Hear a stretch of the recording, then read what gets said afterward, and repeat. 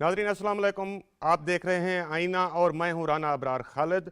मौजूदा हुकूमत ने मईशत को दोबारा पटड़ी पर चढ़ाने के लिए 3 बड़े और अहम फैसले किए हैं, जिनमें सबसे अहम तरीन फैसला है फेडरल बोर्ड ऑफ रेवेन्यू की रिस्ट्रक्चरिंग, जिसके तहत SIFC के साथ ये इस पर काफ़ी सारी कंसल्टेशन हुई है और उसके बाद ये एक प्लान चेकआउट किया गया है कि FBR को 2 बोर्ड्स में तकसीम किया जाएगा। फेडरल बोर्ड ऑफ कस्टम और फेडरल बोर्ड ऑफ रेवेन्यू होगा, जिनके इंतजामी सरबराह DGs होंगे, डायरेक्टर जनरल, और रेवेन्यू डिवीजन इनका बजट अप्रूव करेगा। इसके अलावा एक मुश्तरका कमेटी बनाई जाएगी जिसमें कस्टम शोबा कस्टम के और IR के शोबे के बराबर नुमाइंदगी होगी और ये प्रोक्योरमेंट कमेटी होगी। इसके अलावा जो इश्यूज होंगे कोई पैदा होते हैं तो वो SIFC में जाएंगे और SIFC में तमाम मामलात हल होंगे, बल्कि SIFC को अख्तियार होगा कि वो किसी भी कानून या रूल से इस्तिस्ना दे सके। इसके अलावा मौजूदा हुकूमत का दूसरा बड़ा फैसला जो के सामने आया है वो एक देरीना मसला के पाकिस्तान में रिटेलर्स टैक्स नहीं देते। कोई भी हुकूमत रिटेलर से यानी ताजरों से टैक्स लेने में कामयाब नहीं हो पाई, तो मौजूदा हुकूमत ने IMF के साथ जो गुज़श्ता मज़ाकरात हुए थे उनमें ये फैसला किया कि रिटेलर से बिजली के बिलों के साथ टैक्स वसूल किया जाएगा और उसकी कम अज़ कम हद 1200 रुपये सालाना, यानी 100 रुपया एक महीने का। अगर कोई देना चाहे तो इससे ज़्यादा दे सकते हैं। ये एक फ़ैसला किया गया है और ये बड़ा खुश आइंद है।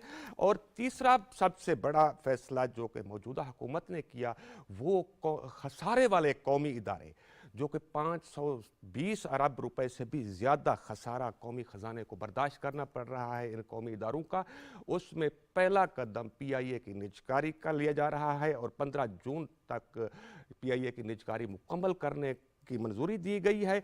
नाज़रीन, प्रोग्राम में आज हमारे साथ हैं इस वाले से बातचीत करने के लिए मेंबर कस्टम लीगल FBR मुकर्रम जहाँ अंसारी। हम आपको प्रोग्राम में वेलकम करते हैं। इसके अलावा सीनियर सहाफ़ी और मुआशी तज्ज़िया कार सैयद महताब हैदर हमारे साथ हैं। महताब साहब, आपको प्रोग्राम में वेलकम करते हैं हम। और हमारे साथ पाकिस्तान सिंगल विंडो के डोमेन ऑफिसर हाफिज़ मोहम्मद अहमद मौजूद हैं। हाफिज़ साहब, आपको खुश आमदीद प्रोग्राम में। नाज़रीन, इसके अलावा हम फेडरल बोर्ड ऑफ रेवेन्यू के साबिक मेंबर इनलैंड रेवेन्यू, जो कि इस हवाले से जो ताजरों से टैक्स वसूली का मसला, इस पर काफ़ी काम किया और काफ़ी मज़ाकरात में इन्वॉल्व रहे, शाहिद हुसैन असद, जो कि साबिक मेंबर FBR इनलैंड रेवेन्यू हैं, वो भी टेलीफोन लाइन पर हमारे साथ होंगे। सबसे पहले हम मुकर्रम जहाँ अंसारी साहब आपसे ये पूछते हैं कि ये काफ़ी अरसे से FBR में रिफॉर्म्स, कंसल्टेंट बाहर से भी आए और गालबन world bank, Asian development bank के फंड्स भी इसमें इन्वॉल्व रहे, लेकिन आज तक उस तरह से रिफॉर्म्स नहीं हो पाई। तो ये जो SIFC ने एक इनिशिएटिव लिया है कि FBR को डिज़ाल्व करके या तकसीम करके 2 बोर्ड्स बनाए जाएंगे और इस तरीके से जो मैंने बताया, आप क्या समझते हैं कि कितनी बेहतरी आएगी टैक्स कलेक्शन में, टैक्स बेस को वसी करने में और टैक्स रेवेन्यू में किस हद तक इजाफा मुमकिन है? जी, बहुत शुक्रिया प्रोग्राम में बुलाने का और ये इस पे प्रोग्राम करने का। वाकई ये मुल्क के लिए, अवाम के लिए एक अहम मामला है और इस पे मालूमात जो मेरे पास है मैं आपसे शेयर करूंगा। इसमें ये एक एक्सपर्ट ग्रुप बनाया गया था।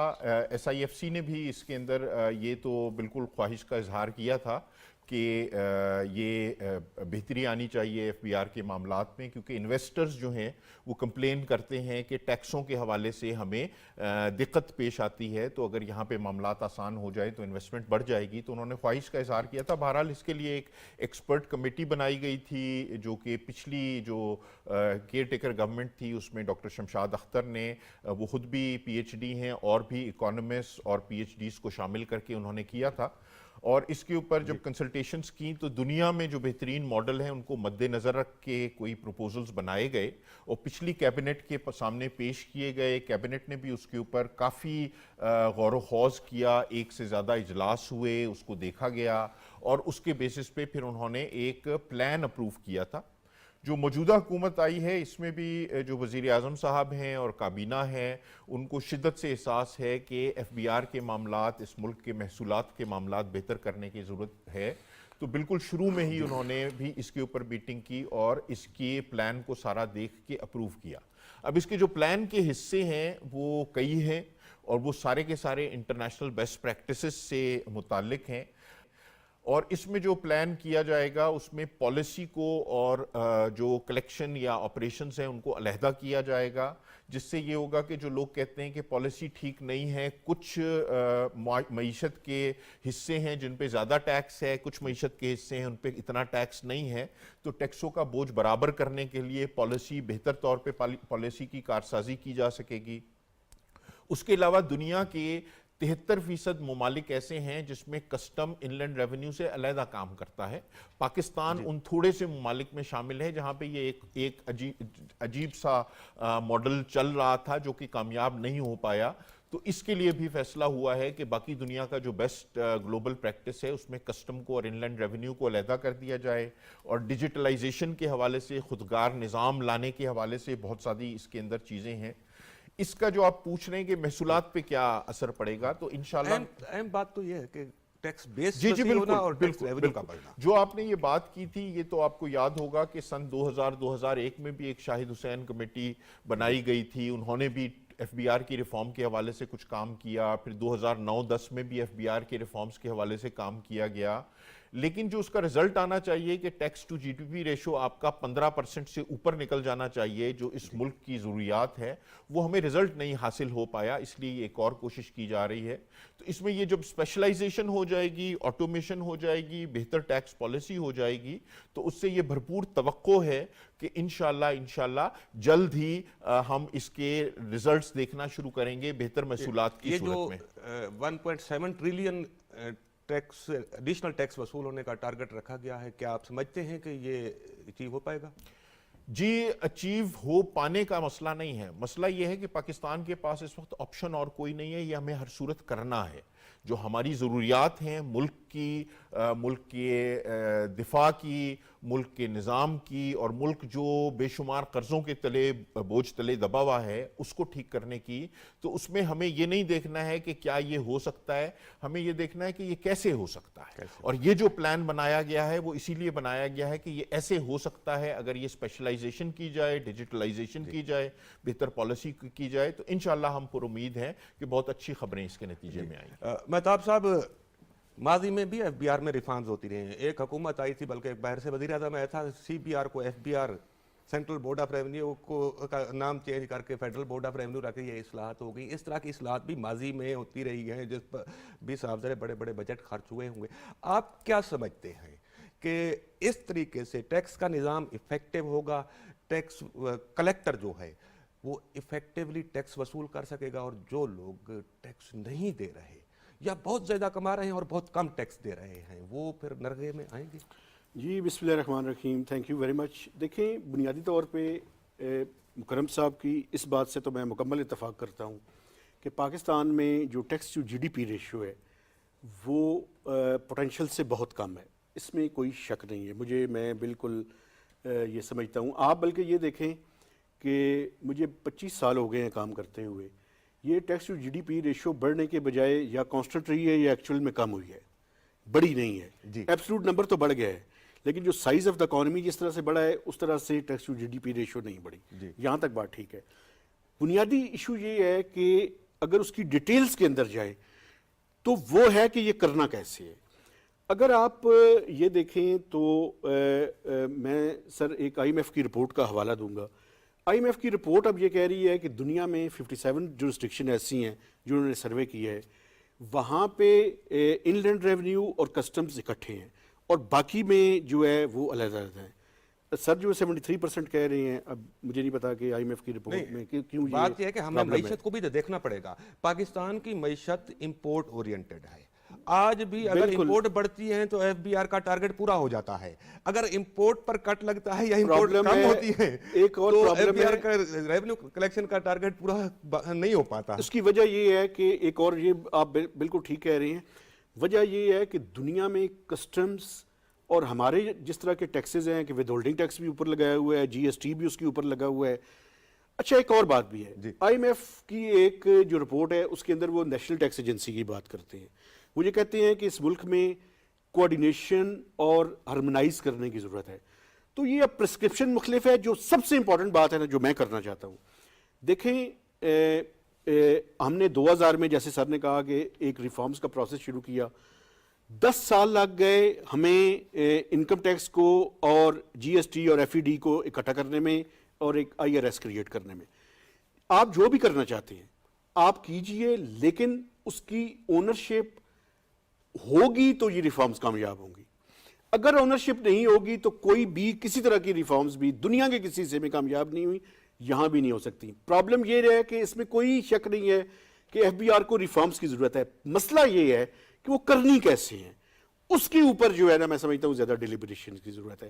اور جتنی ہم آپس میں بیٹھ کے بات کریں گے اس کے نتیجے میں چیزیں بہتر ہوں گی. اگر آپ اس کو فریگمنٹڈ کرنا چاہتے ہیں, آپ یہ دیکھیں کہ آپ نے 80th امینڈمنٹ کے بعد جی ایس ٹی آن گڈس کو صوبوں کے پاس ورکرز کے پاس رکھا, سروسز کو آپ نے صوبوں کے پاس دے دیا. اس فریگمنٹیشن کے نتیجے میں پرابلمز بڑھ گئی ہیں. اگر آپ ایف بی آر کے اندر مزید فریگمنٹیشن کریٹ کرنا چاہتے ہیں, ایک منٹ میں کہا پرابلم بڑی ہیں, بے شک آپ کہہ رہے ہیں بڑی ہوں گی, لیکن کلیکشن بھی تو بڑی ہے. کہ صوبے کہتے ہیں, صوبوں کے نمائندے جب آتے ہیں صوبے کہتے ہیں کہ اس ایریا میں کلیکشن نہیں ہو رہی تھی, برائے نام کلیکشن تھی, ہم نے کلیکشن بڑھائی ہے. میں اگر آپ یہ جو tax to G D P ratio کی بات کر رہے ہیں, یہ اگر آپ صوبوں کی کنٹریبیوشن دیکھیں تو وہ کوئی 0.6 یا 0.7% آف جی ڈی پی ہے. اور پوٹینشیل کتنا ہے ان کا, پوٹینشیل سے بہت نیچے جا رہے ہیں وہ. ان کے پاس ٹیکسز دیکھیں آپ, جی ایس ٹی آن سروسز صوبوں کے پاس ہے, ایگریکلچر انکم صوبوں کے پاس ہے, پراپرٹی کا ٹیکس صوبوں کے پاس ہے. اس حساب سے جتنا ٹیکس انہیں اکٹھا کرنا چاہیے تھا ایبسولوٹ نمبر بڑا ہے, لیکن جتنا پوٹینشیل ہے اتنا نہیں بڑھا پا رہے. تو یہ فریگمنٹیشن کے نتیجے میں اگر آپ بہتری سمجھتے ہیں تو ٹھیک ہے کر لیں, لیکن ایک بات میں آپ کو بتاؤں, ایک چیز ہونی چاہیے اور وہ یہ ہونی چاہیے, ایک تو اونرشپ کی میں نے بات کی, دوسری اس ملک میں یہ نہ ہو کہ ہم اس میں مختلف چیزیں کریٹ کر کے چلے جائیں اور بعد میں بہتری کے بجائے نقصان ہو. اگر کوئی یہ گارنٹی دے, اور گارنٹی دینی چاہیے نا, پھر اگر آپ ڈاؤن دا لائن 10 سال بعد مجھے یہ کہیں جی ہم نے تو کیا تھا بعد میں امپلیمنٹیشن ٹھیک نہیں ہوئی, تو یہ ایکسپیرینسز کرنے کے بجائے پروجیکٹ ٹھیک نہیں ہوتا, KPIs نہیں ہوتا, امپلیمنٹیشن تب ٹھیک نہیں ہوتی, کی پرفارمنس انڈیکیٹرز بھی ساتھ میں کلیئر ہو. یہ جو پاکستان میں عام طور پر کہا جاتا ہے کہ جی امپلیمنٹیشن ٹھیک نہیں, جب آپ کا ڈیزائن درست ہوتا ہے تو امپلیمنٹیشن بھی ہو جاتی ہے. امپلیمنٹیشن اس لیے نہیں ہو پاتی 90% سے زیادہ کیسز میں کہ آپ کا ڈیزائن امپلیمنٹیبل نہیں ہوتا. آپ اس معاملے میں کیا سمجھتے ہیں؟ جی, جو آپ بات کر رہے ہیں بنیادی طور پہ ٹھیک ہے, اسی لیے جیسے میں مہتاب حیدر صاحب سے بالکل اس پہ اگری کرتا ہوں کہ معاملات جو ہیں اس میں اسٹریٹجی غور و خوض کے بعد ہی آگے لے کے جانی چاہیے, اور جتنا غور و خوض ہوتا ہے اس سے چیزوں میں کلیئرٹی آ جاتی ہے. تو اس لیے میں بالکل اگری کرتا ہوں کہ غور و خوض کی ضرورت ہے, ڈیزائن اچھا ہونا چاہیے, لیکن یہ میں ایک عرض کر دوں کہ جی ایک سٹیٹس کو کے لیے بھی انرشیا ہوتا ہے. آرگنائزیشنز جو ہیں وہ خود چینج نہیں ہونا چاہتی ہیں, ان کو چینج کرانا پڑتا ہے, اور اگر تھوڑا سا پش کیا جائے تو چیزیں بہتری کی طرف چلی جاتی ہیں. ہمارے یہ ساتھی پاکستان سنگل ونڈو کا کچھ بتائیں گے, یہ بھی چند سال پہلے 5 سال پہلے ایک پلان بنایا گیا تھا کہ ہم اس طرح کا ایک آن لائن پلیٹ فارم بنائیں گے, ایک نئی آرگنائزیشن بنائیں گے. الحمدللہ وہ ایک بہت اچھا اس کا رزلٹ آیا ہے. تو یہ نہیں ہے کہ چینجز جو ہیں وہ ساری فیل ہوتی ہیں, آپ اچھے طریقے سے بنائیں تو بہت کامیابی بھی حاصل ہوتی ہے. جی مکرم بھائی, بالکل یہ درست ہے کہ یہ بھی ساتھ ہمیں مد نظر رکھنا ہوگا کہ یہ سارا جو ٹیکس ریفارمز کا یا ایف بی آر کی ریسٹرکچرنگ کا پروسیس ہے, یہ بزنس ایکٹیویٹی کو سپورٹ کرتا ہے یا بزنس ایکٹیویٹی کو کہیں پریشرائز کرتا ہے, یہ بھی ہمیں دیکھنا ہوگا. حافظ محمد احمد صاحب, کہ آپ جو بزنس ایکٹیویٹیز ہیں بلا شبہ جب یہ انہانس ہوں گی تو روزگار بھی جنریٹ ہوگا اور ٹیکس ریونیو بھی بڑھے گا, تو آپ اس سارے معاملے کو کس طرح سے دیکھتے ہیں؟ جی تھینک یو, بہت شکریہ. بزنس ایکٹیویٹی یا جب ہم تجارت کی بات کرتے ہیں اس میں سب سے اہم بات یہ ہوتی ہے کہ جو تجارت کا پروسیس ہے وہ کتنا ٹرانسپیرنٹ ہے, کتنا آٹومیٹ ہے یا ڈیجیٹائز ہے, اس میں کتنے بیریئرز ہیں. تو اس حوالے سے میں یہ ضرور کہوں گا کہ پاکستان نے اس حوالے سے بہت بہتر ترقی کی ہے کہ 2022 میں جب پاکستان سنگل ونڈو کا رول آؤٹ ہوا تو اس وقت 5 ڈپارٹمنٹ اس میں ایڈ ہوئے, اور آلموسٹ جو ہماری ایگریکلچر اور اینیمل ریلیٹڈ پروڈکٹس تھی ان کی امپورٹ ایکسپورٹ وہ اس میں ایڈ ہوئی, تو 70% جو ہماری ٹریڈ ہے وہ ڈیجیٹائز ہو گئی. سو اس کا سب سے جو زیادہ فائدہ وہ ٹریڈ کو اس طرح ہے کہ ایک ٹریڈر اس سے پہلے مختلف ڈپارٹمنٹس میں جاتا تھا، ایک کاغذوں کا پلندہ لے کے جاتا تھا اور اس کو ڈیفرنٹ جگہوں پہ اسٹیک ہولڈرز کے ساتھ بینکس میں، کسٹم میں اور مختلف جتنے ریگولیٹری جو ریکوائرمنٹ پوری کرنے کے لیے وہ خود جاتا تھا، ڈاکومنٹس لے کے جاتا تھا. تو جب پی ایس ڈبلیو نے اس کو ڈیجیٹائز کر دیا، آٹومیٹ کر دیا، جس کے اندر آپ کو یونیفائڈ پیمنٹ سسٹم مل رہا ہے، یونیفائڈ رجسٹریشن سسٹم مل رہا ہے، آپ کی کاسٹ آف ڈوئنگ بزنس جو ہے اور ٹائم آف ڈوئنگ بزنس وہ کم ہو گیا ہے، جس سے آپ کی رینکنگ بہتر ہو گئی ہے. اچھا، یہ سارا جو پی ایس ڈبلیو کی ایک اچیومنٹ ہے، کی سکسیس فیکٹر ہے جس کو انٹرنیشنلی ریکگنائز کیا گیا ہے، تو اس کا امپیکٹ الٹیمیٹلی ہمارے جو پاکستان ہے اس کی ٹریڈ پہ پڑے گا. وہ اس کا اس طرح سے ہوگا کہ ہماری جو سیونگ ہے، سیونگ ان اے سینس کہ جو expense for example cost of doing business کا تھا وہ کم ہو کے ایک ایسٹیمیٹ کے مطابق $450 ملین کا ہمیں اینولی اس کا ایک امپیکٹ پازیٹیو ہوگا. تو یہ 450 ملین جی 450 ملین کا ایک رپورٹ کے مطابق ہوگا. تو اس کا مطلب یہ ہے کہ ہم پازیٹیو سائڈ پہ جا رہے ہیں اور بزنس اور تجارت کو فروغ دینے کے لیے سب سے جو اہم بات ہے وہ یہ ہے کہ آپ کی جو سسٹم ہے، جس طرح پی ایس ڈبلیو ایک سسٹم بنا ہے جس نے آٹومیٹ کر دیا ہے، ٹرانسپیرنسی اس میں آ گئی ہے، سب سے بڑھ کے اس میں گورنمنٹ ڈپارٹمنٹس کی جو کمپلائنس لیول ہے وہ بڑھ گیا. تو اب آپ یہ دیکھیں کہ اس سے ایفیشنسی بڑھ جائے گی. گورنمنٹ کے جتنے آرگنائزیشنز ہیں جو کراس بارڈر ٹریڈ میں مختلف این او سی لیٹر پرمٹ ایشو کر رہے ہیں تو ان کی ایفیشنسی بڑھے گی. اس میں ایک بات یہ بتائیں کہ صوبائی گورنمنٹ ساتھ انوالو ہیں کہ کیونکہ زیادہ این او سیز انہوں نے جاری کرنے ہوتے ہیں، زیادہ نوٹیفیکیشن تو ان سے چاہیے ہوتے ہیں. جی بالکل. اچھا، جو گورنمنٹ صوبائی جو ادارے ہیں اگر وہ کراس بارڈر ٹریڈ میں ریلیٹڈ ہیں، مثلاً جو پروونشل انوائرمنٹ پروٹیکشن ایجنسیز ہیں اور اسی طرح پروونشل جو ڈیزاسٹر مینجمنٹ اتھارٹیز ہیں اور اسی طرح جو ڈپارٹمنٹ جن کا پروونسز میں ہے اور وہ کراس بارڈر ٹریڈ ریلیٹڈ کوئی بھی لیٹر پرمٹ این او سی ایشو کرتا ہے تو وہ بھی پی ایس ڈبلیو کے ساتھ انٹیگریٹ ہو رہا ہے اور اس کو ہونا ہے.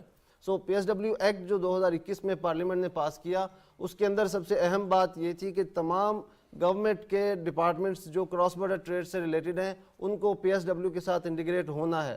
سو دیر از نو اسکیپ.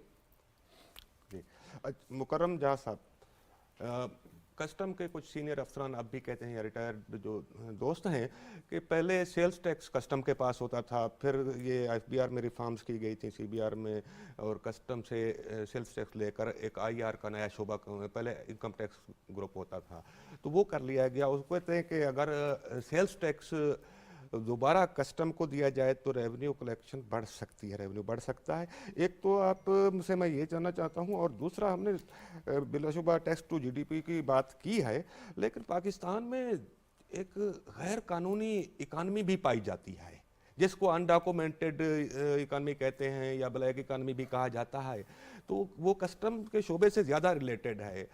کتنے حد تک پاکستان میں سمگلنگ میں کمی ہو پائی ہے اور یہ جو غیر قانونی معیشت ہے، حالانکہ ہم مارکیٹوں میں تو غیر ملکی سامان بھرا پڑا دیکھتے ہیں، خاص طور پر سگریٹس اور باقی چیزیں، تو یہ ریفارمز کے نتیجے میں اس معاملے میں کس حد تک بہتری آ سکتی ہے؟ جی تھینک یو. اچھا جی، جو پرانا ماڈل تھا وہ بہت ہی پرانا ماڈل ہے جس کو ڈائریکٹ ٹیکس انڈائریکٹ ٹیکس کہا جاتا ہے، جس میں indirect taxes custom, sale tax اور ایکسائز ایک محکمے کے پاس ہوتے ہیں. تو میری جو ذاتی رائے ہے وہ یہ ہے کہ کسٹم کو ریونیو والے معاملات سے تھوڑا سا پیچھے ہونا چاہیے. اس کا کام ہے ٹریڈ، خاص طور پہ ایکسپورٹس، مینوفیکچرنگ کو اور ایکسپورٹس کو بڑھانا کسٹم کا کام ہے. تو یہ ایک اچھا میرے حساب سے فیصلہ ہوا تھا کہ ریونیو والی ساری چیزوں کو اکٹھا کر دیا گیا تھا، اور ہمیں اس سے آگے کے ماڈل پہ دیکھنا چاہیے، واپس پچھلے ماڈل پہ نہیں دیکھنا چاہیے. تو میں تو سپورٹ نہیں کرتا ہوں کہ جی یہ انڈائریکٹ ٹیکس اور ڈائریکٹ ٹیکس کا جو پرانا ماڈل تھا اس کو ہم واپس لے کے آئیں.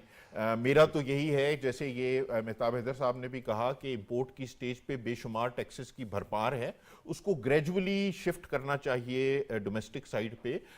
فوراً تو نہیں کر پائیں گے، اس میں ٹائم لگے گا، لیکن گریجولی کرنا چاہیے.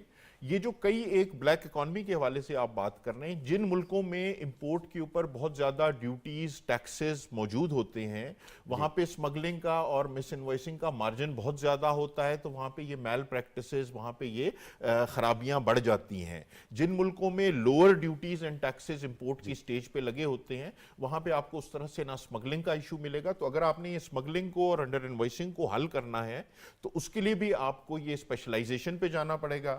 جو تیسرا آپ کا سوال رہا کہ جی ریسٹرکچرنگ کے حوالے سے ہماری اسمگلنگ وغیرہ کتنی کنٹرول ہو پائے گی، تو ابھی ہمارے پاس ایک ممبر کسٹم آپریشنز ہوتے ہیں جو کہ import, revenue, anti smuggling, export, transit ساری چیزیں دیکھ پا رہے ہوتے ہیں۔ جو یہ ہماری ریسٹرکچرنگ ہے اس کے اندر پھر یہ سب کے ممبرز علیحدہ ہو جائیں گے۔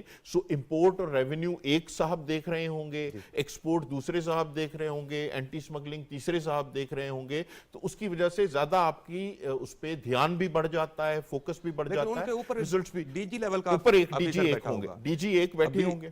یہ بھی تھوڑا سا کویشچن پیدا ہو رہا ہے کہ ابھی تو چیئرمین ہے ایف پی آر کے جو گریڈ 22 کے ہوتے ہیں عام طور پر، جی جی، لیکن ڈی جی کتنے کون سے گریڈ کا 22 ہوگا؟ گریڈ کے ڈی جی ہوں گے۔ ایکچولی یہ نومن کلیچر کا ایشو ہے۔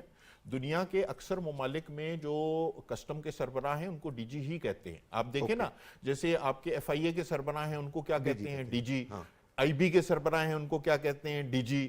تو جیسے بہت سارے محکمے ان کے سربراہ ڈی جی ہوتے ہیں، تو اسی طرح سے کسٹم کے سربراہ بھی ڈی جی کہلائیں۔ مہتاب صاحب میں آپ کے پاس آتا ہوں۔ حافظ صاحب، پاکستان میں اسمگلنگ کی ایک اور بھی وجہ ہے، مکرم صاحب نے یہ بات کی ہے کہ ڈیوٹی زیادہ ہوتی ہے تو اسمگلنگ پر، ایک اور بھی وجہ ہے کہ لوکل پروڈکٹس کی کوالٹی کے ایشو کے نام پر بھی اسمگلنگ ہوتی ہے کہ یہ باہر کی چیز ہے، یہ اچھی چیز ہے، یہ پائیدار چیز ہے، اس کی کوالٹی، یہ جو پاکستان میں لوکل پروڈکٹس کو لو کوالٹی پروڈکٹس کے طور پر سمجھا ہے، اس مسئلے کا کیا حل سمجھتے ہیں آپ؟ میرے خیال میں ایز اے نیشن دو چیزیں ہیں۔ ایک تو ہمیں اس بات پہ مطلب بلیو کرنا ہے اور کام بھی کرنا ہے۔ کام جو کرنا ہے، پہلے میں اس کی طرف آتا ہوں کہ ہماری جو مینوفیکچرنگ ہے اس پہ ہمیں انٹرنیشنل سٹینڈرڈ کے مطابق چیزوں کو مینوفیکچرنگ لیول پہ لے کے آنا ہے۔ یعنی پوری دنیا میں مینوفیکچرنگ کا جو سسٹم ہے، ہمارے ہاں پی کیو ایس اے کا ایک ادارہ بھی ہے، لیکن کوئی سٹینڈرڈ میٹ نہیں کیے جاتے۔ لوگ پیسے دیتے ہیں اور چیزیں لو گریڈ کی لیتے ہیں، تو اس سے وہ سمجھتے ہیں کہ جو اسمگل ہو کر آئی ہے، کنزیومر کو کیا تعلق ہے اس بات سے؟ کنزیومر کو اچھی چیز مل رہی ہے، اسمگل ہو کر آئی ہے یا امپورٹ ہو کر آئی ہے؟ تو یہ دیکھیں، کنزیومر کو جو چیز چاہیے وہ یہ چاہیے کہ کوالٹی کی چیز چاہیے۔ تو اس کا مطلب کہ ہمیں فوکس اپنی کوالٹی پہ کرنا ہے۔ اب کوالٹی کے اوپر ہم جتنا ورک کر لیں، ظاہر ہے اس کا الٹیمیٹ رزلٹ اور فائدہ یہی ہوگا کہ ہمارا اپنا نام ظاہر ہے روشن ہوگا ملک کا، اور کہ یہاں پہ ایک چیز پروڈکٹ جو بھی ہے وہ کوالٹی وائز بن رہی ہے۔ تو اس وقت جو کوالٹی کے ادارے ہیں، ظاہر ہے ہمیں اسٹرینتھن کرنے کی ضرورت ہے، اور یہ مینوفیکچرنگ لیول پہ اور اس سے پہلے، یعنی ظاہر ہے ایسا نہ ہو کہ ایک فیکٹری فار ایگزامپل بن جاتی ہے، پروڈکٹ آ جاتی ہے، پتہ لگتا ہے کہ یہ پروڈکٹ چل رہی ہے اور اس کی کوالٹی لو ہے، پھر جا کے ادارے حرکت میں آئیں۔ تو شروع سے اگر ایک چین اس طرح سے بنے کہ کوالٹی کی جو پروڈکٹ کی ٹیسٹنگ کوالٹی وہ انٹرنیشنل سٹینڈرڈ کی ہو، اور اس کے بعد ظاہر ہے وہ مارکیٹ میں آئے، تو یہاں ایک گیپ ہے۔ جب تک یہ گیپ نہیں ختم ہوگا کہ مارکیٹ میں آنے سے پہلے اس کی کوئی سرٹیفیکیشن، کوئی کوالٹی سٹینڈرڈ، اور وہ ظاہر ہے ایک ٹرسٹڈ ادارے ہوں جس کو گورنمنٹ نے اس اندر ایک ایمبٹ کے اس کو رکھا ہو، تو تب ہی جا کے، اور پھر ظاہر ہے ہماری نیشن کی ایک ہم پریکٹس ہماری ہو جائے گی کہ ہمیں اپنے ملک میں اگر کوالٹی کی چیز مل رہی ہے ہم پریفر نہیں کریں گے باہر کی چیز۔ سید مہتاب حیدر، پاکستان میں یہ پچھلے دنوں پرائم منسٹر کے سربراہی میں ایک میٹنگ ہوئی، وہاں پر فارمر فائنانس منسٹر نے رپورٹڈلی یہ کہا کہ 56% فائلرز ٹیکس زیرو دیتے ہیں، صحیح ہے، اور 90% جو ٹیکس ہے وہ صرف 2 لاکھ ٹیکس پیئر ادا کرتے ہیں، اور پاکستان میں آپ جانتے ہوں گے کتنا انڈائریکٹ ٹیکس جس کو ہم کہتے ہیں، اور انکم پر کتنا ٹیکس ہے، کیا ریشو ہے؟ دیکھیں یہ آپ نے بالکل ٹھیک بات کی۔ جو ڈائریکٹ اور انڈائریکٹ ٹیکسز کی ریشو ہے وہ اگر ود ہولڈنگ کو بھی میں انڈائریکٹ ٹیکس سمجھتا ہوں، تو اگر اس حساب سے دیکھا جائے تو ویسے تو 60-40 کی ریشو ہے، لیکن اگر ود ہولڈنگ کو شامل کریں تو 80-20 کی ریشو ہے۔ یہ اٹس ٹو مچ۔ مسئلہ یہ ہے کہ جو ٹیکس کا نظام ہے اس کے اندر جو میں سمجھتا ہوں اصلاحات لانے کی ضرورت ہے وہ یہی ہے کہ اس ملک کے اندر دیکھیں، ہم ایک انکم ٹیکس کا آرڈیننس ہے، اس انکم ٹیکس کے آرڈیننس میں ہم نے جو ایگزمپشنز دی ہوئی ہیں ان کو سب سے پہلے ختم کرنے کی ضرورت ہے. اور یہ جو کانسٹیٹیوشنل ایشو ہے کہ یہ ایگریکلچر کی جو انکم ہے وہ پروونشل ڈومین ہے, کیا پروونسز کے ساتھ یہ بات نہیں کی جا سکتی کہ اگر آپ کا کیپیسٹی کا ایشو ہے تو مرکز جو ہے وہ ٹیکس جمع کرے اور after deduction of minimal charges وہ صوبوں کو جو ہے وہ واپس کر دے. تو اس طرح کا ارینجمنٹ جو ہے وہ کرنے کی ضرورت ہے. اور دوسرا دیکھیں بنیادی طور پہ کیا نظام ہے, یہ نظام یہ ہے کہ آپ انڈائریکٹ ٹیکسز کے ذریعے جو پروپورشن وائز آپ جو پور اور مڈل انکم ہے ان سے زیادہ ٹیکس لیتے ہیں اور جن کے پاس انکم زیادہ ہے ان سے آپ کم ٹیکس لیتے ہیں. تو یہ بنیادی اصلاحات ہیں. لیکن ایک بات میں آپ کرنا چاہتا ہوں ریسٹرکچرنگ کے بارے میں. راجن پور کا شخص موبائل ریچارج کرتا ہے پہلے ٹیکس, وہ ودہولڈنگ ٹیکس ہے نا, میں اسی کی بات کر رہا ہوں. اس کو کیا کبھی ریٹرن ہوا؟ آپ کا سوال ٹھیک ہے کہ وہ حالانکہ اس کا حق نہیں بنتا لیکن اس سے ودہولڈنگ کی مد میں پیسے لے لیے جاتے ہیں اور یہ کہا جاتا ہے یہ ایڈجسٹیبل ہے. مجھے آج تک وہ بندہ دکھایا جائے جس کو وہ ریفنڈز ملا ہو, کسی کو نہیں ملتا. لیکن ایک بات میں آپ کو بتاؤں, دیکھیں ایشو یہ ہے, وہی اصلاحات یہی کرنے کی ضرورت ہے کہ ہم ڈائریکٹ ٹیکسز کی ریشو بڑھائیں اور انڈائریکٹ ٹیکسز کی ریشو کو کم کریں. ایک بات میں ریسٹرکچرنگ کے بارے میں کرنا چاہتا ہوں, کوئی ریسٹرکچرنگ نہیں ہوگی جب تک پولیٹیکلی ایف بی آر کو اٹانومی نہیں دی جاتی. یہ پالیسی ونگ, آپریشن ونگ یہ علیحدہ ہو جائیں گے. ہم اٹانومی پر بات کرتے ہیں, پروڈیوسر صاحب کہہ رہے ہیں, ہم یہاں پر لیتے ہیں ایک بریک.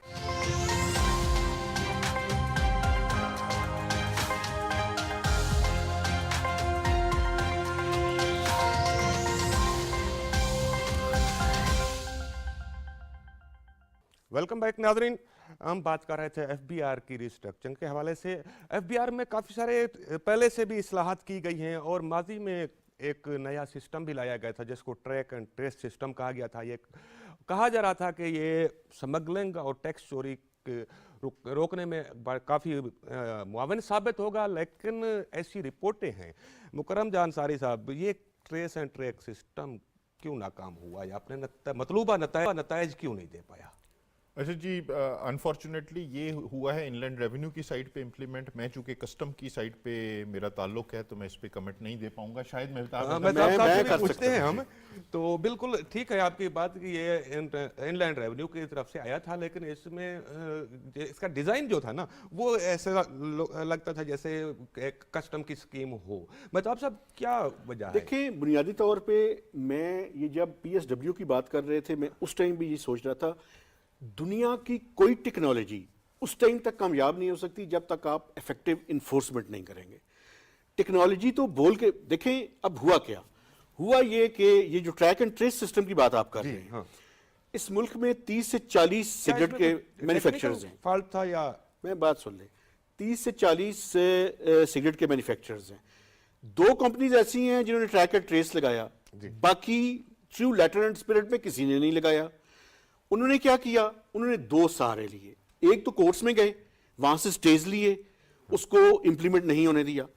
اور دوسری طرف اگر وہ آپ یہ دیکھیں انفورسمنٹ کی بات میں کیوں کر رہا ہوں, ایک سگریٹ کا پیک ہے اس کے اوپر ٹریک اینڈ ٹریس کا لگا ہوا ہے, وہ آپ کی سٹیمپ لگی ہوئی ہے.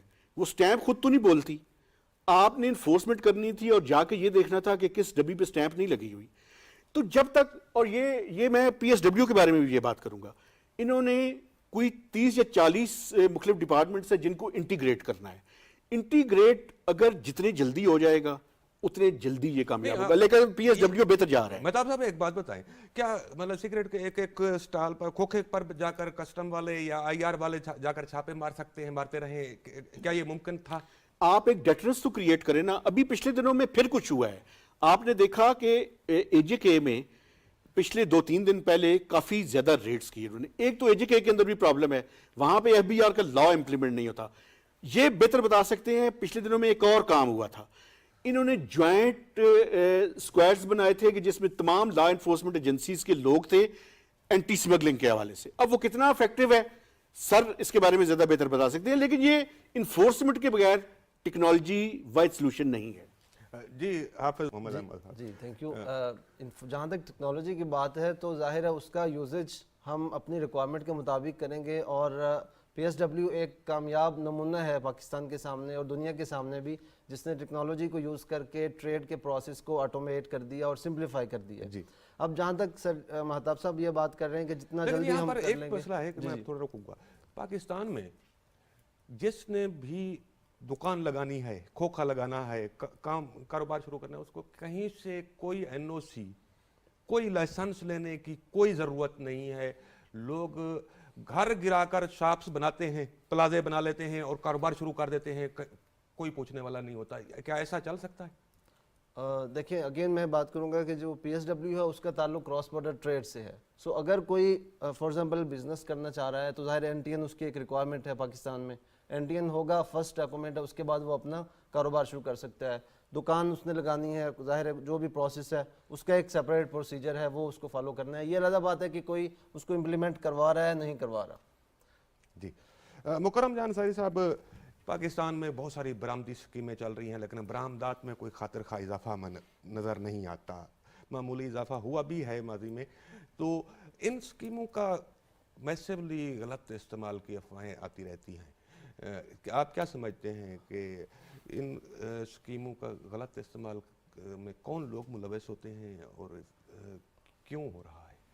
جی بالکل، برآمدی اسکیمیں جو ہیں وہ پاکستان کی ایکسپورٹ کو سپورٹ کرتی ہیں، اور پہلے ہمارے پاس کافی زیادہ برآمدی اسکیمیں ہوتی تھیں، 4 مختلف ہوتی تھیں. ان سب کو مرج کر کے ایک سنگل اسکیم میں ایکسپورٹ فیسیلیٹیشن اسکیم کے نام سے رائج کیا گیا.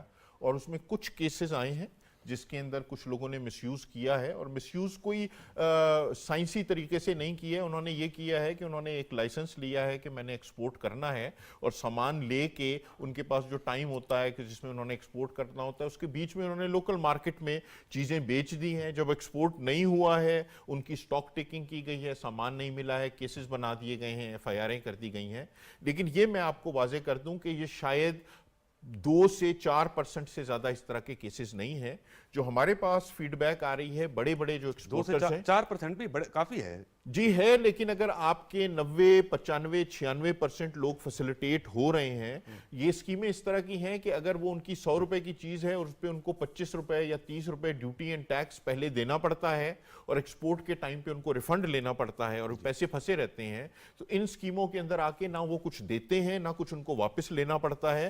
تو اس لیے ان کا کاروبار کرنا آسان ہو جاتا ہے. تو ہمارے پاس جو بڑے بڑے گروپ سے فیڈ بیک آ رہی ہے، جو آپ کے بڑے ایکسپورٹرز ہیں، وہ بہت خوش ہیں اس سے. وہ کہتے ہیں جی ہماری زندگی کافی آسان ہو گئی ہے، پہلے ہمارے پیسے پھنس جاتے تھے ریبیٹ میں، ریفنڈ میں. ابھی ان اسکیموں کی موجودگی سے ہماری کیش فلو کے مسائل بہت کم ہو گئے ہیں.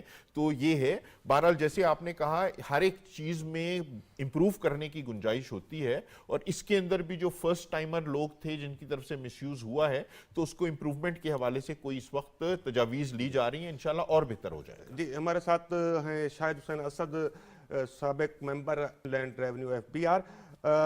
ناظرین، پاکستان میں ایک بہت بڑا مسئلہ ہے جو تاجروں پر، ریٹیلرز پر ٹیکس لگانے کا. کوئی بھی حکومت ماضی میں کامیاب نہیں ہو سکی ہے. موجودہ حکومت نے یہ بڑا فیصلہ کیا ہے کہ ریٹیلرز سے بجلی کے بلوں پر ٹیکس وصول کیا جائے گا اور کم از کم اس کی 1200 روپے وہ کریں گے. شاہد حسین اسد صاحب، آپ ماضی میں اس والے سے کافی کام کیا ہے اور تاجروں کے نمائندوں سے مذاکرات بھی کرتے رہے ہیں. کیا وجہ تھی کہ ماضی میں ٹیکس نہیں لگایا جا سکا؟ اس کو RGST بھی کہا گیا تھا، اس کو ویلیو ایڈڈ ٹیکس بھی کہا گیا تھا، لیکن نہیں لیا جا سکا تھا. کیا وجہ تھی؟ یہ تو اب جو ریٹیلر والا ٹیکس ہے، یہ تو RGST میرے خیال میں نہیں ہے، یہ تو انکم ٹیکس ہوگا نا. RGST تو سیل ٹیکس جی سر زمرے میں آتا ہے، ٹھیک ہے نا. تو انکم ٹیکس تو ذرا ڈفرنٹ چیز ہے. اور ابھی بھی وہ بجلی کے بلوں کے تھرو اگر کہہ رہے ہیں تو وہ تو ایک حد تک ہی ہوگا. اصل میرا اپنا جو رائے ہے، جس پہ میں بار بار سب جو ہے ارباب اختیار کہتا بھی رہا ہوں، کہ اصل چیز یہ ہے کہ ہمیں اپنی ڈاکومنٹیشن کو بہتر کرنے کی کوشش کرنا چاہیے. اگر آپ کی ڈاکومنٹیشن بہتر ہوگی تو آپ کی صحیح سیلز جو ہیں وہ سامنے آ سکیں گی، اور صحیح سیل سامنے آئے تو اس کے ساتھ آپ صحیح اس کا پروفٹ بھی دیکھ سکتے ہیں اور اس کو صحیح اماؤنٹ میں ٹیکس بھی لگا سکتے ہیں. اب یہ جو اسکیم انہوں نے اگر 1200 روپے ٹیکس کی بنائی ہے اور وہ بھی بجلی کے بلوں کے تھرو لینا ہے، تو اس میں کوئی ایسی خاص بات مجھے تو سمجھ نہیں آئی کہ اس سے کیا نتیجہ اخذ کرنا چاہتے ہیں یا آپ کی براڈننگ آف ٹیکس بیس کیسے ہوگی. اصل چیز تو یہ ہے کہ بجائے ٹیکس کے ریفرنس سے حکومت کو یہ اسکیم بنانا چاہیے کہ ایک اماؤنٹ سے زیادہ کوئی بھی سیل پرچیز، چاہے وہ بزنس ٹرانزیکشن ہو یا نان بزنس ٹرانزیکشن ہو، وہ کراس چیک کے بغیر یا ڈیبٹ کارڈ کے بغیر ہوگی نہیں. اور اگر آپ کوئی ڈیبٹ کارڈ سے پیمنٹ کرتے ہیں تو اس پہ آپ کو کچھ رعایت ملنی چاہیے. اسی طرح سے جو بیچنے والا ہے اس کو بھی کچھ ٹیکس میں کنسیشن ملنی چاہیے تاکہ اس کا بھی انٹرسٹ پیدا ہو کہ وہ چیزوں کو ڈیبٹ کریڈٹ کارڈ کے تھرو بیچے. ابھی تو آپ کئی دکانداروں کے پاس جاتے ہیں تو انہیں کہتے ہیں جی میں کریڈٹ کارڈ سے پے کرنا چاہتا ہوں، وہ کہتے ہیں جی ہمارے پاس کریڈٹ کارڈ کی سہولت ہی نہیں ہے یا ہمارا مشین خراب ہے. تو آپ یہ جو کیش ٹرانزیکشن ہے اس کو اگر آپ بدل دیں بینک ٹرانزیکشن میں اور اس سے آپ اپنی ڈاکومنٹیشن کو بہتر کریں، تو اس صورت میں آپ کی براڈننگ آف ٹیکس بیس ہو سکتی ہے. آپ کو ٹیکس بھی زیادہ آ سکتا ہے، لوگوں کے آپ کو صحیح جو سیل کا کوانٹم ہے وہ بھی سامنے آ سکتا ہے. جی شاہ صاحب، آپ نے لیٹ جوائن کیا ہے، ہمارے ساتھ بیٹھے ہیں مکرم جہاں انصاری صاحب، ممبر کسٹم لیگل. ان سے بات ہو رہی تھی ایف بی آر کی ریسٹرکچرنگ کے حوالے سے، جو کہ ایک گورنمنٹ نے پروپوزل لائی ہے جس کو بلکہ اپروو کیا گیا ہے کہ ایف بی آر کے دو boards, federal board of custom اور federal board of inland revenue بنائے جائیں گے اور ان کے ڈی جیز ہوں گے. اس طریقے سے یہ ریسٹرکچرنگ کی جا رہی ہے. آپ کیا سمجھتے ہیں اس کتنا افیکٹو ہوگا ٹیکس وصولی کا نظام اس سے؟ کچھ بھی نہیں ہوگا. ابھی بھی ایف بی آر کے دو حصے علیحدہ علیحدہ ہی ہیں. کسٹم کا ممبر علیحدہ ہوتا ہے، وہ بااختیار ہوتا ہے. آئی آر کا ممبر علیحدہ ہوتا ہے، وہ اپنے اسفیئر میں بااختیار ہوتا ہے. تو اس کو کرنے سے مجھے تو ایسی خاص فرق سمجھ نہیں آتا کہ کیا ہوگا. مکرم جہاں انصاری صاحب، یہ جو تاجروں کا عمل ہے، آپ کسٹم سے تعلق رکھتے ہیں لیکن ایف بی آر میں ہیں کہ اور ہم سب پاکستانی ہیں، سارے سسٹم کو دیکھتے ہیں، تو یہ ماضی کی جو تجاویز تھیں، جو اسکیمیں لائی گئی تھیں ان میں اور موجودہ جو یہ بجلی کے بلوں کے ساتھ ٹیکس وصول کیا جائے گا، اس میں کتنا فرق ہے کہ کتنی ایفیکٹو ثابت ہوگی؟ جی، یہ جیسے میں نے آپ کو بتایا کہ ڈائریکٹلی میرا شعبہ تو نہیں ہے. بہرحال ریٹیلرز کو ہم نے بالکل ٹیکس نیٹ کے اندر لے کے آنا ہے. اور یہ ایک اس دفعہ جو اس کا خاص ایک نیا نظام آیا ہے وہ یہ ہے کہ انہوں نے موبائل فون کے بیس پہ ایک ایپ بنا دی ہے اور اس ایپ میں سیلف رجسٹریشن ہے اور اسی کے تحت بہت ساری چیزیں اس میں بنا دی گئی ہیں. تو ایک جو تاجروں کا خدشہ ہوتا تھا کہ جی ٹیکس کے نظام کے ساتھ ہمیں ڈیل کرنا پڑے گا ایف بی آر سے، دفاتر میں کلرک ہوں گے، باقی سارے لوگ ہوں گے، تو یہ ایف بی آر ان کو ایک ایشورنس دے رہا ہے کہ اس کے ذریعے اگر آپ آئیں گے تو آپ کا کوئی کانٹیکٹ نہیں ہے، انٹریکشن نہیں ہے، یہ آپ الیکٹرانکلی بجلی کے بلوں کے ساتھ بھی تو ڈیل کرتے ہیں. یہ مجھے نہیں کلیئرٹی ہے. بجلی کے بلوں کے ساتھ نہیں ہے ٹیکس. وہ جو کہہ رہے ہیں نا کہ ایف بی آر کے ساتھ ڈیل نہ کرنا پڑے، آئس کو، لیس کو، گیپ کو کے ساتھ بھی تو ڈیل کرتے ہیں. بجلی کا بل زیادہ آ گیا ہے، کریکشن کرانے کے لیے آتے ہیں. دوسرے محکموں کے ساتھ بھی ڈیل کرتے ہیں. کیا یہ میں اس بہانے بازی نہیں ہے مہتاب صاحب کے ایف بی آر کے پاس نہ جانا میں پڑے؟ ایک چیز کو تھوڑا سا ایکسپلین کرنا چاہتا ہوں رانا صاحب. یہ بجلی کے بلوں کے ساتھ وصول نہیں کیا جائے گا. جی، اس کا ابھی نظام صرف یہ آیا ہے کہ آپ نے رجسٹریشن کروانی ہے جو 30 اپریل تک ہے اور 1 جولائی سے آپ نے اس کا ٹیکس وصول کرنا ہے. وہ طریقہ کار کیا ہوگا؟ وہ طریقہ کار میں مختلف پروپوزلز ہیں. دکان کا سائز اور اس کو سامنے رکھ کے کوئی ایف بی آر اس کے بارے میں ابھی ڈیلیبریشنز کر رہا ہے. منیمم ٹیکس جو ہے وہ 1200 روپیہ ہوگا جیسے سر نے بھی بتایا. بنیادی بات یہ ہے کہ ایک بات تو ماننے والی ہے اور وہ میں سمجھتا ہوں کہنی چاہیے. وہ یہ ہے کہ یہ سکیم یہ بتاتی ہے کہ تاجر ابھی تک اس ملک میں ٹیکس نہیں دے رہے، تو ان کو بار بار ایک آسان سکیم لا کر ان کو ٹیکس نیٹ میں لانے کی کوشش کی جا رہی ہے. ایک دفعہ پھر یہ کوشش ہو رہی ہے. میرے جو 20-25 سال کا تجربہ ہے، 8 سے 10 سکیم آ چکی ہیں، ہر دفعہ ناکام ہوئی ہے. اب دیکھنا یہ ہے کہ یہ کس حد تک کامیاب ہوگی. اس سے زیادہ آسان سکیم ابھی تک کوئی نہیں آئی. اور اگر یہ کوئی نہیں کرتا تو میں سمجھتا ہوں، دیکھیں میں سیلری کلاس سے ہوں، اگر میں ٹیکس دینے کے لیے تیار ہوں تو اس ملک کے تاجروں کو جو لاکھوں روپے کماتے ہیں، مہربانی کریں टैक्स नेट के अंदर आएँ और इस मुल्क के लिए कंट्रीब्यूट करें। इस हवाले से ये भी कहा जा रहा है कि क्योंकि SIFC के अम्ब्रेला ऊपर है तो इम्प्लीमेंटेशन हो जाएगी और ताजर टैक्स देने के लिए क्या आप क्या समझते हैं? जी मेरे ख्याल में उम्मीद अच्छी रखनी चाहिए और जितना ज़ाहिर है हम एज अ पाकिस्तानी हमें ये सोचना चाहिए कि अगर हम इस मुल्क से बहुत फ़ायदे ले रहे हैं और ये मुल्क हमें प्रोटेक्शन दे रहा है और हमें ज़ाहिर ज़िंदगी के जितने लवाजमात है वो हम पूरे कर रहे हैं, तो हमें इस मुल्क के लिए अपना जो ज़िम्मेदारी है, कौमी फ़रीज़ा है, वो अदा करते रहना चाहिए। और ज़ाहिर है हुकूमत अपने मुख्तलिफ़ तरीके से कोशिश करती है, पॉलिसीज़ बनाती है और कोशिश ये होती है कि हम अपना जो महसूलात हैं हमारी ज़्यादा से ज़्यादा बढ़ें। तो उम्मीद तो बेहतर की जा सकती है कि ये पॉलिसी कारआमद रहेगी। जी बिल्कुल ठीक है आपकी बात, लेकिन माजी के तजर्बे जो मेहताब साहब कह रहे थे बिल्कुल दुरुस्त कह रहे हैं कि 5-6 हुकूमतें तो देख चुके हैं हम कि हर हुकूमत ने कोशिश की है ताजरों से टैक्स लेने की, लेकिन ताजर टैक्स नहीं देना चाहिए। जब आप कमा रहे हैं तो टैक्स तो देना चाहिए। जी मेहताब साहब, देखें, कैरेट एंड स्टिक की पॉलिसी होनी चाहिए। आप कैरेट भी दे रहे हैं लेकिन स्टिक भी साथ रखें। अभी तक जो स्कीम आई है उसमें कहा गया है कि जो रजिस्टर्ड नहीं होगा उस पर पेनल्टी लगाई जाएगी। मसला ये है कि उसको इम्प्लीमेंटेशन और इन्फोर्समेंट की ज़रूरत है। अगर आप इस मुल्क की बेहतरी के लिए कंट्रीब्यूट नहीं करते, हाँ अगर आप कंट्रीब्यूट करते हैं फिर आपको ये भी हक पहुंचता है कि आप ये पूछें कि उसके नतीजे में इस मुल्क के अंदर हम टैक्स दे रहे हैं तो आप ये बताएं कि उसके नतीजे में हमारी फलाह बहबूद के लिए क्या काम हो रहा है। लेकिन आप पहले टैक्स तो दें ना, अगर आप टैक्स नहीं देते तो फिर आपको ये सवाल करने का हक भी नहीं है। जी मुकर्रम जान अंसारी साहब, ये कैसे मुमकिन है कि कुछ लोग कमा भी रहे हों और टैक्स ना अदा करें? क्या ऐसे चल सकता है? और जो तनख्वाहदार तबका है सबसे ज़्यादा टैक्स वही दे रहा है पाकिस्तान में। जी बिल्कुल आप दुरुस्त कह रहे हैं। ये मामलात जितना मुल्क कर्जा ले सकता था कर्जा लेके हम चलाते रहे हैं। पिछले कई दिहाइयों में कर्जे पे कर्जा, कर्जे पे कर्जा, कर्जे पे कर्जा लेते रहे हैं और अब हमारे पास इतना भी रेवेन्यू नहीं आ रहा है कि हम कर्जों की किस्तें सालाना पूरी कर सकें। तो ऑप्शन कोई नहीं है। ये जो हम जितनी भी चीज़ें करने जा रहे हैं ये बड़ी चीज़ें हैं, लेकिन ये सिचुएशन बहुत संजीदगी से लेनी चाहिए कि मुल्क की मुआशी सूरत हाल इस वक्त बहुत एक मुश्किल मरहले से गुजर रही है और संजीदगी से हमें ये सारा करना है। एक मैं बहरहाल साथ और बात करना चाहूँगा कि ये जो कस्टम्स को अलहदा करने का मामला है ये सिर्फ रेवेन्यू से मुतालिक नहीं है। दुनिया के ममालिक में कस्टम एक्सपोर्ट बढ़ाने में एक मेजर रोल अदा करता है, जबकि हमारे मुल्क में दुनिया के 1/3 के बराबर भी एक्सपोर्ट नहीं हो रही है। दुनिया के अंदर जो जीडीपी का जितना हिस्सा एक्सपोर्ट से आता है पाकिस्तान में उसके 1/3 के बराबर है।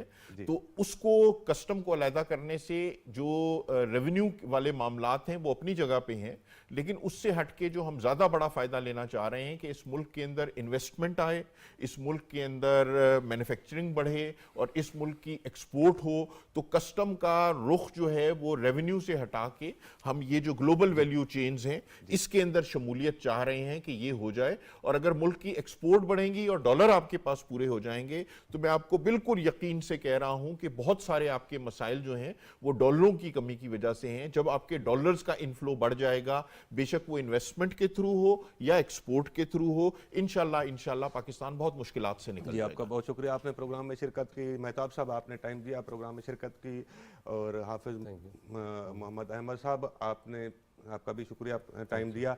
हमारे साथ शायद हुसैन असद भी थे। नाजरीन, जो बातें हुई हैं जो मुकर्रम जान अंसारी साहब और मेहताब हैदर साहब ने की हैं कि देखें अगर कमाना है तो टैक्स भी देना होगा। ये नहीं हो सकता है कि कुछ लोग ज़्यादा टैक्स दें जो तनख्वाहदार तबका है और जो कुछ लोग जो कि बड़ी बड़ी गाड़ियों पर फिर रहे हों, कारोबार भी कर रहे हों, बड़ा मुनाफा भी कमा रहे हों और टैक्स ना दें। ऐसा नहीं चलेगा। नाज़रीन, अगले इतवार को फिर मिलेंगे। अल्लाह।